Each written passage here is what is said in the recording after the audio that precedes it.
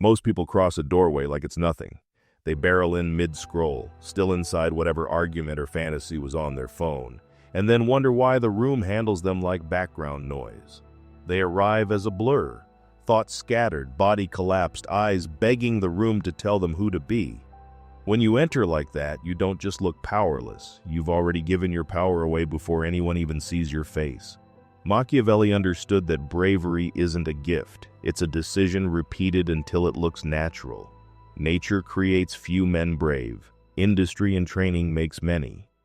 Your industry and training is the silent ritual you run before any room gets access to you. Not a superstition, not a fake pep talk. A sequence. Quiet, exact, repeatable. You don't wait until you're under the lights to decide who you are. You decide at the threshold, while the room still thinks it's empty. The mistake weak people make is believing power starts inside the room. They think it's in the microphone, the title, the center table, the loud voice. So they walk in unprepared and then scramble to catch up, over-talking, over-laughing, over-explaining. They try to build a frame from scraps while everyone is already watching. Your ritual does the opposite. It builds the frame before the eyes arrive. The ritual starts before the door, not at it. A few steps away, you slow down. No more rushed shuffling. No more half running so you don't feel late. You cut the speed. You put your phone away completely. No last scroll, no, I'll just check one more message.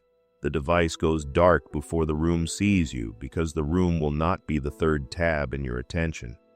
For the next stretch of time, you are the tab. You let your body catch up with you. One breath out, longer than you want. Shoulders drop. Jaw unclenches. You feel your feet on the ground instead of living only in your head. The point is not to become perfectly calm. The point is to become present enough that the room doesn't get a frantic version of you. Frantic people look easy to push. Present people look expensive to move. Then you choose your word. One word you want this room to quietly attach to you. Composed, precise, grounded, curious, sharp. Not liked, not funny. A word that describes how you handle yourself, not how they reward you. You say it in your mind once. That word becomes your filter. Everything you do for the next few minutes has to pass through it. If you picked composed, you don't sprint the last 5 steps. If you picked sharp, you don't walk in mumbling apologies. You set your first sentence before the handle. Not a script for the whole night, just your opening line if someone greets you, something clean, neutral, and ready. Good to see you? Thanks for having me. Hey, I've been looking forward to this. Short, steady. You don't walk in with your mouth already spilling explanations. Sorry I'm late, the traffic was insane, I didn't know what to wear. That kind of entrance teaches people to treat you like chaos. One simple line teaches them something else. You arrive already complete. You fix your posture before they earn the right to influence it. Spine long, shoulders relaxed, chest neither puffed nor collapsed. Chin level, not tilted down in apology, not tilted up in arrogance. Hands visible and easy, one on the strap of your bag. Or loosely joined near your waist, not glued to your pockets like you're hiding. You're not waiting for the room to straighten you. You walk in as if you were already on stage, even if nobody is looking yet. You decide your first position.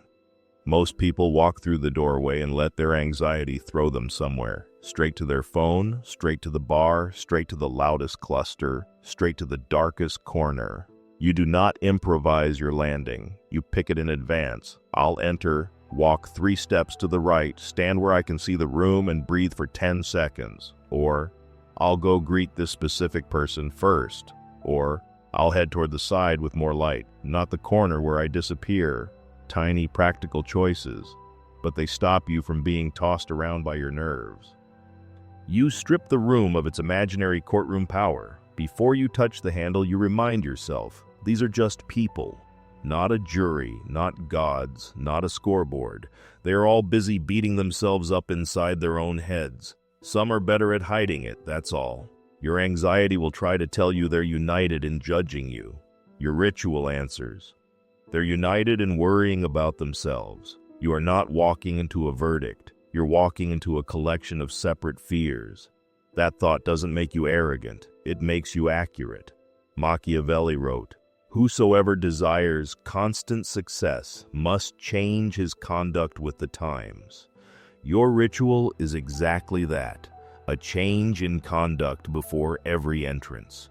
Before, you charged into rooms on autopilot.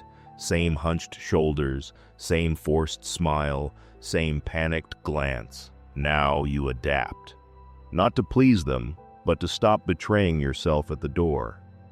A serious meeting gets a slower walk, a more contained expression. A casual gathering gets softer shoulders, easier eye contact. The core remains the same. You are choosing how you arrive instead of letting the moment choose for you. You decide your boundaries before the room can negotiate them down. You tell yourself, quietly, "I'm not explaining my entire life to strangers. I'm not agreeing to plans I don't want. I'm not drinking just because I'm handed something. I'm staying for this long, then I leave." The room never hears those lines, but your nervous system does. When pressure comes later, stay longer, just have one. Tell us more. You're not starting from zero. You're reverting to a policy you wrote while you were still clear-headed. You clear the ghosts out of your face. If you just had a bad day, a fight, a scare, you don't smear that rawness over everyone who happens to be inside. You acknowledge it to yourself once. That happened. It's real. It's not this room's job to fix it. Then you let your expression settle back to neutral plus. A hint of openness, not a frozen mask, not a public therapy session. You're not pretending you're fine. You're choosing not to leak on people who didn't cause the wound. That choice feels like discipline, not suppression. You accept that fear will walk in with you. Power is not the absence of nerves. It's the ability to walk in with nerves and still look like you meant to be there. If your heart is pounding at the threshold, you don't wait for it to stop before you enter. You attach it to the ritual. This is my body running the same old program, and I am running a new one. You let both exist. The fear can scream inside.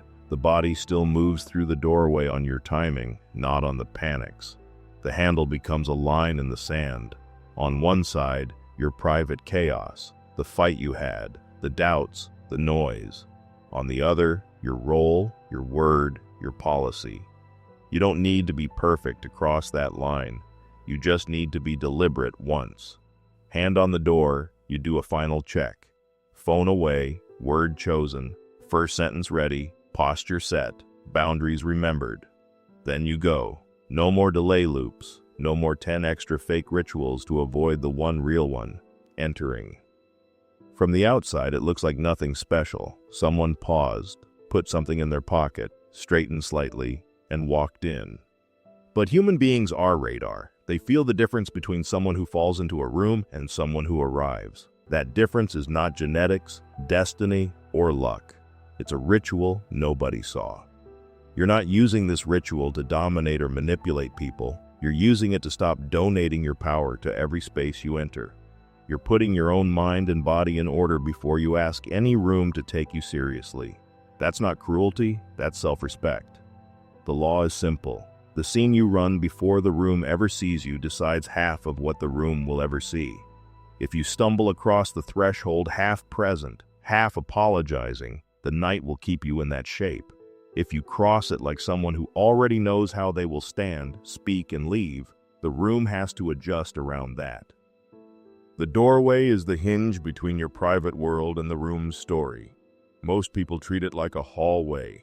They rush through, half breathing, half thinking, already surrendering to whatever chaos waits inside. You don't. The second your hand is close to the handle, time bends. For everyone else, it's a blink. For you, it's a pause that quietly rearranges who belongs to whom. The pause is not dramatic. You're not standing there posing, making a scene. It's 3 or 4 seconds where you decide that you're not entering as a passenger. You're entering as someone who brings their own tempo with them. That tiny delay is where power starts, not in volume, not in status. but in the fact that you move by your own clock. Machiavelli understood that raw strength without strategy leaves you exposed. The lion cannot protect himself from traps, and the fox cannot defend himself from wolves. One must therefore be a fox to recognize traps, and a lion to frighten wolves. At the doorway, you are both, fox and lion. The fox is the pause, the scan, the silent read of the room before it reads you. The lion is the way you step through once you've decided. Most people enter as one or the other, timid scanners who never commit, or bold chargers who have no idea what they're walking into. You become dangerous when you combine both in a single quiet moment. The pause has layers. First layer, you check your body, not your reflection. You don't obsess over hair, clothes, or angles. That spiral never ends. You ask only one question: can I breathe here? If the answer is no because your jaw is locked and your shoulders are up by your ears, you fix that first. One slow exhale, tongue off the roof of your mouth, shoulders down. Your posture returns to what you chose outside, not what the room's imagined judgment wants from you. Second layer, you let your eyes adjust. You don't burst through the door and whip your head around searching for safety. You open, step half in, and let your gaze travel once across the main space. Not hunting for who's looking at you, just mapping. Where people cluster, where there's light, where there's space, where you might stand first. It's a scan, not a flinch. The room feels like it's looking at you. In reality, you're the one actually looking. Third layer, you reset your expression. Most people carry the last tab from their day into their face. Annoyance, exhaustion, argument. At the door, you wipe that slate. You don't fake a huge smile. You soften the muscles around your eyes and mouth until you land at neutral plus. The look of someone who is open to what happens, not begging or broadcasting pain. You are not hiding your life. You're choosing not to dump it on strangers by accident. Fourth layer, you remember your word, the one you picked before you arrived. Composed, precise, calm, curious, sharp. This is where you put it back on like armor. You ask, if someone paused this moment as a photo, hand near the handle, half in, half out, would they see that word on me? You're not chasing perfection. You're aligning direction. That word quietly straightens whatever your nerves bent on the way here. Fifth layer, you give yourself one micro task for the first 30 seconds. Not be amazing. Something small and concrete. Walk 10 steps with your head up. Greet the first person who makes eye contact. Find a spot where you can see most of the room. Say your prepared first line if approached. All your panic wants to do is scream vague orders. Don't mess up. Don't be weird. Don't stand wrong. The task cuts through that fog. The pause is not for the room. It's for your nervous system. You're telling it. We do not sprint blindly into environments anymore. We stop. We see. Then we move. It will fight you at first. It will push for speed. Just go. Just get it over with. But speed is how you lose the negotiation before it starts.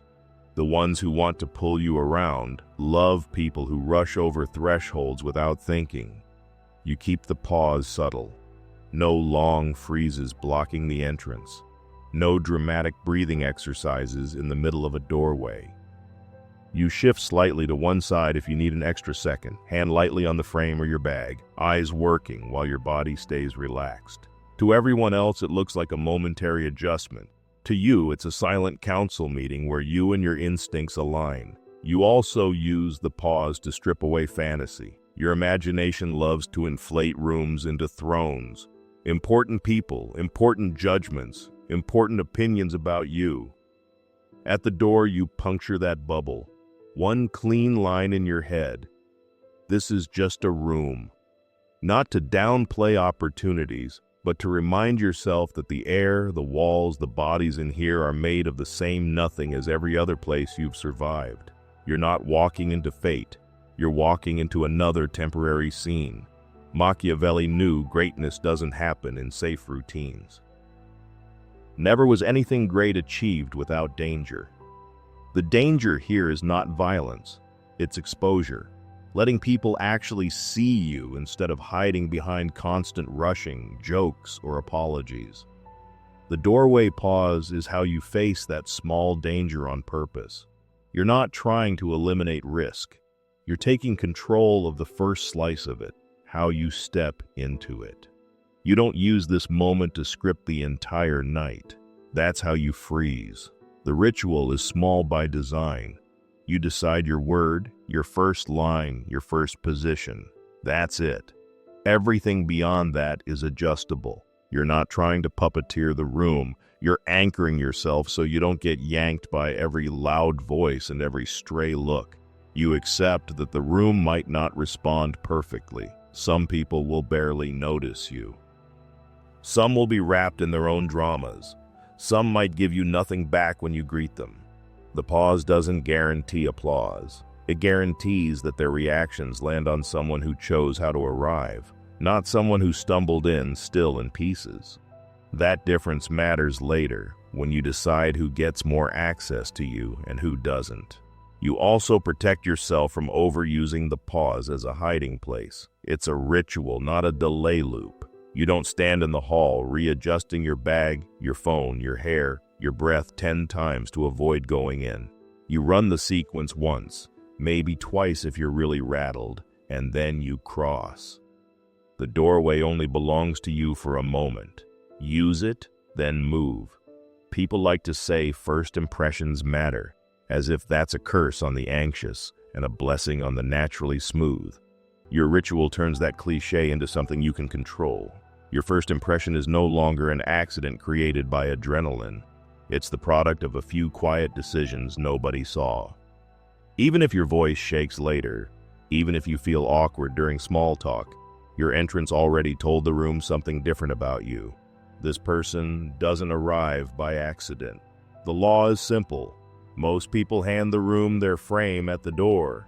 A few decide theirs before the door ever opens. The pause is where that decision happens. 3 seconds of stillness where you breathe, scan, choose, and then step. You're not trying to own the room forever. You're just claiming one clean moment where it cannot define you yet. The doorway pause buys you a few seconds. What you do next spends them. Once you cross the line, your first 10 steps start teaching the room how to treat you. You might think you're still warming up, but everyone's nervous system is already reading you. Speed, direction, angles, what you look at, what you ignore. Those tiny choices decide whether you become scenery, static, or someone they quietly plan around. Most people let their anxiety drive those steps. They rush in too fast, like they're late to their own life. Or they creep in along the wall, trying to be invisible. Or they zigzag, half toward the bar, half toward a group, then back again, broadcasting confusion. The room doesn't consciously judge this, but it reacts. Drifters get treated like drift. People who don't seem to have a place get handled like they don't belong anywhere. You're going to do something else. Your first 10 steps are not improvisation. They're choreography, not rigid, not theatrical, just deliberate enough that your body shows the room one message: I know how I move. Step 1 happens in your head, not your feet. You commit to a path. Before you actually walk, you pick a simple lane, toward the side with more light, toward the host, toward a vantage point where you can see most of the space. You are not allowed to wander aimlessly in the center, spinning. Ambivalence in those first seconds looks like you're waiting for the room to assign you a role. Clarity, even if it's simple, looks like you already have one. Machiavelli wrote that a prince is also respected when he is either a true friend or a downright enemy. When, without any reservation, he declares himself in favor of one party against the other. You're not here to make enemies. But the principle holds. Neutrality in your own movement reads as weakness. When you hover in the middle, half committed to every direction, you look like someone who will just go wherever pulled. When you pick a line, toward a person, a spot, a purpose. You don't look aggressive, you look decided. People respect decided more than they respect impressive. Step 2. Your pace. You don't rush like you're apologizing for existing, and you don't drag like you're hoping nobody notices you're unsure. You walk at your normal everyday speed or a hair slower. Rushing makes you look like you're chasing the room's approval. Moving too slowly looks like you're lost in your own head. A steady tempo says, I'm not hiding and I'm not chasing, I'm arriving. Step 3. Your line. Most people hug the wall as if the paint can protect them. That's how you become background. You don't march through the dead center blocking everyone's path, but you also don't glue yourself to edges. You take a line a little off the wall where you're visible but not in the way. From there, anyone can approach you without feeling like they're dragging you out of hiding. Steps 4 and 5. Your micro-acknowledgements. As you move, you don't scan frantically for the one person you know and ignore everyone else. You let your gaze move at the same calm pace as your feet. If someone glances at you, you give a small nod, maybe a brief hey or hi, and keep walking. No over-smiling, no lunging into conversation, no defensive stare at the floor. These tiny, low-effort signals tell the room you see it without begging anything from it. Step 6. Arrival at your first position. This is the spot you chose in your head at the doorway, a place where you can see, breathe, and adjust. You don't slam to a halt like you hit an invisible wall. You let yourself arrive. Feet plant, shoulders relax again, weight balanced. You let your hands settle somewhere that looks natural, loosely around a glass, gently joined at your midsection, resting on a chair back. The message is subtle but strong. You're not a piece of debris washed against this spot. You placed yourself here. Step 7. How you handle standing alone. This is where most people leak their power. They panic at the thought of being seen without anyone, so they pull out their phone like a shield, doom scroll, and vanish into the glow. The room unconsciously files them as busy with something else or not open. You do something harder. You let yourself just stand. Eyes occasionally moving, body calm, phone put away. If you need a prop, you use something that keeps you open, a drink, a notebook, a bag, held loosely, not clutched. You're teaching your nervous system a new lesson. I can exist here without immediately hiding. Step 8. Your first contact. It might be the host, someone who waves, or a person standing near you. Your job is not to deliver the perfect line. Your job is to show the room that you can connect without collapsing. Simple words, steady tone. Good to see you. Hey, thanks for inviting me. Hi, I'm Name. No overshare, no flood of biographical detail. The point is not the content. The point is that you engage without self-erasing. You let your prepared first sentence do its job. Step 9. Your first adjustment. After that micro-connection, you might shift your position a little. Angle your body so you're not blocking a doorway. Take half a step to make space, or move slightly to create a better line of sight. You do it slowly, intentionally. You're showing that you can adapt without shrinking.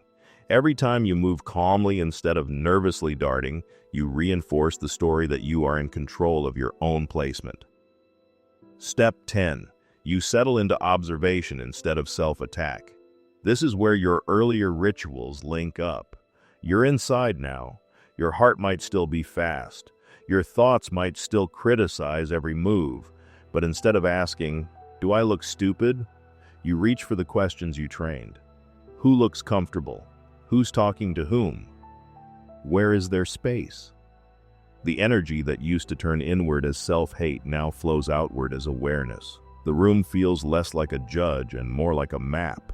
Underneath all of this is a deeper shift Machiavelli would recognize. He wrote, "Men rise from one ambition to another. First, they seek to secure themselves against attack, and then they attack others." Forget attack. Think in terms of safety and influence. Your first ambition in any room is to secure yourself against the only real attack that matters here, your own chaos. The first 10 steps are about safety: grounded feet, chosen path, clear breath, small, honest contact. Only after that do you earn the right to care about influence. Who you'll talk to, what you'll say, what you might build here. Most people try to jump straight to being impressive without ever forming a base. You do it in order: safety first, then presence. None of this is about pretending to be someone you're not. If you're naturally quiet, your 10 steps will be quiet, but firm. If you're naturally warm, your 10 steps will hold that warmth, but without spilling into neediness. Power before you enter any room doesn't mean you dominate it. It means you don't abandon yourself at the threshold. The room is always answering the same question about you. Do we move this person, or do we move around this person? Those first 10 steps are your answer. Rushed, darting, hunched bodies get moved. Steady, purposeful, breathable bodies get worked around, even if they're not the loudest. The law is simple. You teach the room how to handle you long before you say your first real sentence. The doorway pause sets your inner tempo. The first 10 steps broadcasted. You don't need drama. You need direction, pace, and a place you chose on purpose. Once those are in place, conversation stops feeling like you're begging to be allowed in and starts feeling like the next logical move for someone who already arrived like they meant it. You're inside now. The doorway pause is done. Your first 10 steps are clean. You're standing where you chose, not where panic threw you. Now the room wants something from you that feels even harder than walking. A greeting, a first line, proof that you exist in words. This is where most people throw away everything they just earned. They walk in solid, and then open their mouth and hand the room their frame. Sorry I'm late. I never know what to say at these things. I'm so awkward in crowds. One nervous sentence. And you've told everyone how to see you. Apologetic, uncertain, self-canceling. They might not remember your exact words, but they remember the role you wrote for yourself. Machiavelli understood that respect doesn't fall from the sky. It's drawn to people who know how to signal direction. He who wishes to be obeyed must know how to command. You're not here to command people's lives, but your greetings and first lines do quietly command how people file you in their minds. You either sound like someone who leads their own space, or someone waiting to be told who they are. Your goal with every greeting is simple: calm, clear, low drama. Not witty, not impressive, not mysterious, just sentences that don't betray you. The easiest structure is 3 pieces: name, anchor, line. Name, who you are. Anchor, why you're here or how you're connected. Line, one small, steady sentence that sets tone. Hey, I'm Adil. I work with Umar on the back-end stuff. Good to finally meet you. Hi, I'm Sarah. I'm here with Ali. I've heard a lot about this team. Hey, I'm Zane. We haven't met yet. I've seen you on the calls. Short, grounded, enough information that their brain can place you.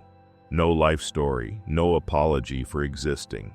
You're offering them a clean handle to grab onto, nothing more. Your anxiety will beg you to decorate this with self-attacks. Sorry, I'm terrible at introductions.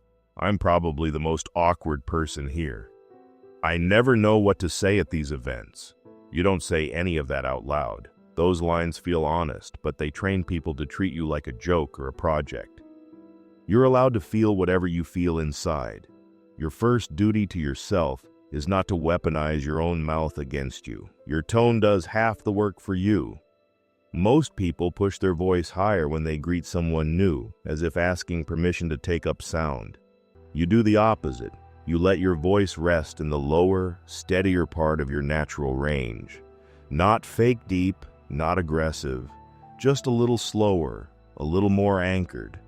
You're not rushing the words out as if they're illegal. You let them land. You don't compete with noise.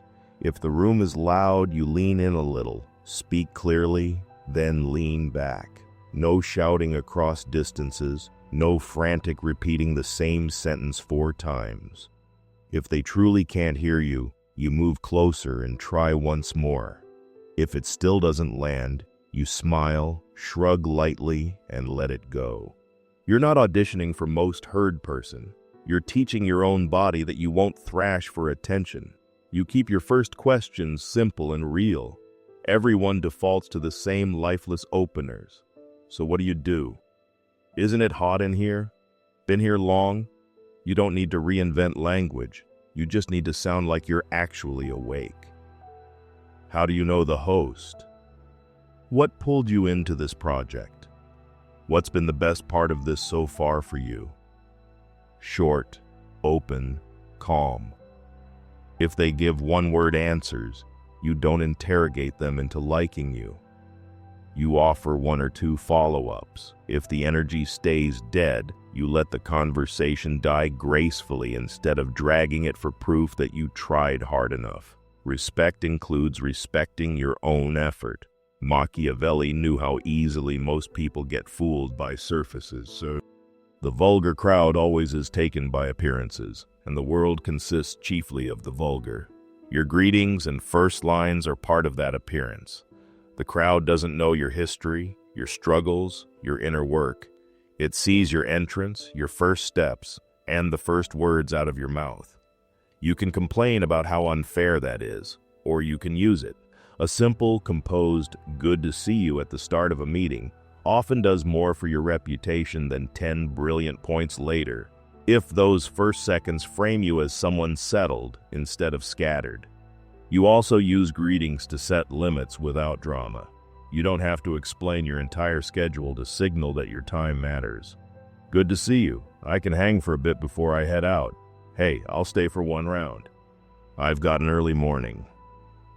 You're not making excuses. You're quietly announcing what you can actually give.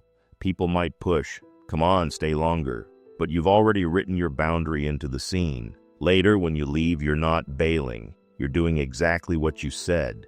That consistency is what makes your small words heavier over time. First lines also decide whether people read you as a dumping ground or a person. If your greeting is always a complaint, "Today was horrible, traffic was insane, I'm dead," you train others to treat you like an emotional trash can or to avoid you entirely. You're allowed to be tired or stressed, but you don't lead with collapse. You can be honest without making your worst feeling your entire identity. "I'm a bit tired, but I'm glad I made it. Long day, but this is a good change of pace." Reality plus direction. You're not denying your state, and you're not asking the room to fix it. You let your awareness help you tune your first lines to the person in front of you. Someone wired tight and formal, you keep it crisp and minimal. Someone clearly more relaxed, you let a small joke or lighter tone slip in after you've established a base. You're not bending yourself into shapes to please them. You're just adjusting the level of warmth while staying inside your word, composed, precise, calm, whatever you chose before you entered. You also treat group greetings differently from one-on-ones. When you approach a group, you don't break into the middle of the story and hijack the attention with your introduction. You wait for a natural pause, laughter settling, the speaker finishing a thought. Then you slide in quietly. "Hey, I'm Name. Mind if I join you?" Simple. You're not apologizing for existing, but you're acknowledging that something was already happening before you arrived. That small respect buys you more space than a loud entrance would.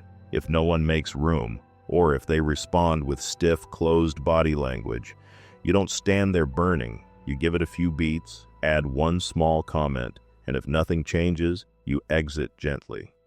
"Good to meet you all. I'm going to grab a drink." No bitterness, no visible sulk. You learned something about that circle. Your dignity stays intact. Sometimes, despite all your rituals, your anxiety will hit during the first words. You'll stumble, repeat yourself, mispronounce a name. You resist the urge to overcorrect with a torrent of words. You don't launch into, "Sorry, I'm so bad at names, my brain is fried, I always do this." You fix it once, cleanly. Sorry, let me say that again. Or, I messed your name, that's on me. Hi, correct name. Then you move on. You're not pretending the mistake didn't happen. You're refusing to build a monument to it. That refusal is one of the quietest, strongest kinds of power. And through all of this, you stay inside YouTube's line. You're not using these greetings to harass, humiliate, or manipulate anyone. You're not trying to bully people into liking you or frame them as enemies. You're using language to protect your own self-respect and to create cleaner interactions, not to harm or target anyone. The line is simple. If a greeting or a first line is about degrading someone else, it's not power. It's insecurity with sound effects. Your small hellos are not small. They are the first proof that the ritual you ran outside the room is real. If your entrance was steady but your first lines are desperate, the room senses the split. When your greeting matches your posture and your pace, calm, clear, low drama, you become one coherent signal. Coherent signals are rare. Rare things get remembered. The law is simple. You don't need perfect lines. You need lines that don't sabotage you. Name, anchor, one clean sentence, neutral plus tone, no apology for breathing, no self-hate out loud. Over time, those tiny greetings add up to something bigger than charm, a reputation for someone who arrives already steady even when they're nervous. Power isn't just how you enter a room, it's how you leave it behind. Most people think the scene is over when the main conversation dies. When the meeting ends, when the host says, "Thanks for coming," they relax their posture, let their face collapse, fumble for their phone, and drag themselves out like a discarded extra. They don't realize the last 30 seconds are when people decide what to remember. Your exit is the closing frame their mind saves. You already changed the beginning. You arrived by your own clock, chose your path, and spoke in clean, low-drama lines. Now you protect the end the same way, with a ritual that makes you look finished, not drained. You're not trying to make people think you're perfect. You're giving their memory something simple and strong to hold on to. Machiavelli understood how much people live on impressions, not full truths. For the great majority of mankind are satisfied with appearances, as though they were realities, and are often more influenced by the things that seem than by those that are. You can rage against that, or you can use it without ever hurting anyone. The appearance that matters here is not fake luxury or fake confidence. It's the shape of your presence, how you stand, how you speak, how you close. They don't see your whole inner world. They see the way you enter and the way you exit. Your ritual makes those two moments match. Start by deciding when you leave before feelings get a vote. A time window, a natural break, a number of conversations, whatever fits the setting. I'll stay for an hour. I'll leave after this debrief. 2 real conversations and then I'm done. This isn't cold, it's mercy on your nervous system. When you hit your mark, you don't wait until you're completely overloaded and then vanish. You close while you still have enough composure to do it well. The actual exit is simple. You don't slip out without a word like you're escaping a crime scene, and you don't perform a huge farewell tour that screams insecurity. You pick your anchor person, the host, the person who invited you, or the main person you engaged with, and you give them 5 clean seconds. Thanks for having me. This was good. I'm heading out now. Good talking with you. I'm going to bounce, but we'll pick this up later. Short, steady, no apology for leaving. No endless explanations about how busy or broken you are. You respect their time by not clinging, and you respect your own by not dragging. If there's a follow-up, you name it once and keep it precise. I'll send that file tomorrow. I'll message you about that idea this week. Then you actually do it. The follow-through later is what makes these small sentences heavy. Over time, people link your exits to reliability. When you say you'll leave, you leave. When you say you'll follow up, something arrives. You don't need to brag about being disciplined. You let the calendar say it for you. Your body in the final moments matters as much as at the door. Most people let themselves collapse on the way out.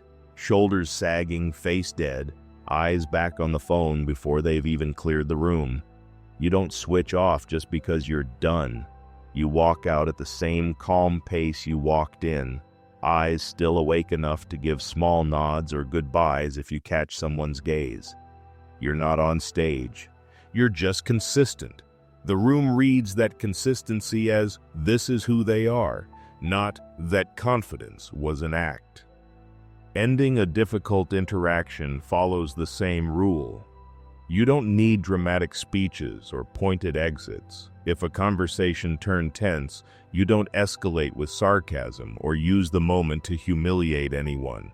That breaks basic respect and crosses into harassment, which has nothing to do with real power. You stay low voice, short sentence. Let's leave it here for today. We see it differently. I'm going to step away now. Then you actually step away. No storming off, no last word shouted over your shoulder. You're not staying to win the scene. You're leaving to protect your frame. That's not cruelty, it's control. Once you're physically out, the ritual isn't quite over. Your mind will try to drag you back in. Replays, regrets, imaginary judgments. You don't fight that with empty affirmations. You fight it with a quick, honest debrief. What did I actually do well? Where did I keep my word, to myself and to others? What will I adjust next time? Entrance, first steps, first lines, or exit. You pick one tiny improvement, not 20. Next time I'll put the phone away earlier. Next time I'll leave 10 minutes before I hit the wall. You're treating each room like a drill, not a verdict. Machiavelli's advice to leaders fits this final piece perfectly. A wise prince must follow such methods as these and never be idle in peaceful times, but he must turn them diligently to his advantage in order to be able to profit from them in times of adversity, so that when fortune changes, she will find him prepared to resist her. Your peaceful times are all the ordinary rooms where nothing huge is at stake. Small gatherings, regular meetings, casual events. That's where you practice this whole ritual until it's boring. The pause before entry, the first 10 steps, the clean greeting, the steady exit. You're not waiting for one big opportunity to suddenly act powerful. You're building muscle in places nobody thinks matter. When life does throw you into a high-stakes room, a crucial interview, a difficult confrontation, a public presentation, you're not inventing behavior from scratch. You just run the same sequence with more light on it. None of this needs cruelty, manipulation, or disrespect. YouTube's line is clear. If your power depends on harassment, personal attacks, or targeting someone, it's not power, it's just harm. The ritual here is the opposite. You're not using it to dominate people. You're using it to stop abandoning yourself every time you cross a threshold. You protect your own nervous system. You treat others with basic respect, and you let your consistency do the talking. Over time, something quiet shifts. You stop thinking, I hope they like me, and start thinking, did I show up the way I promised myself I would? Rooms change, new faces, new politics, new moods. But your sequence stays the same. Outside, phone away, word chosen, boundaries set. Doorway, pause, breathe, scan. First steps, chosen path, steady pace, visible presence. First lines, name, anchor, clean sentence. Exit, clear thanks, precise follow-up, calm walkout, short debrief. That's the ritual, not magic. Not mind games, just a repeatable way of moving that stops random rooms from rewriting who you are. People won't be able to explain why you feel different. They'll just notice that you never seem to stumble in or leak out. You arrive on purpose. You leave on purpose. Between those 2 points, you might be quiet, intense, funny, serious. It doesn't matter. The structure around you stays solid. Power, in the end, is not the noise you make inside the room. It's the sequence you carry from the moment before you touch the handle to the moment after the door clicks shut behind you.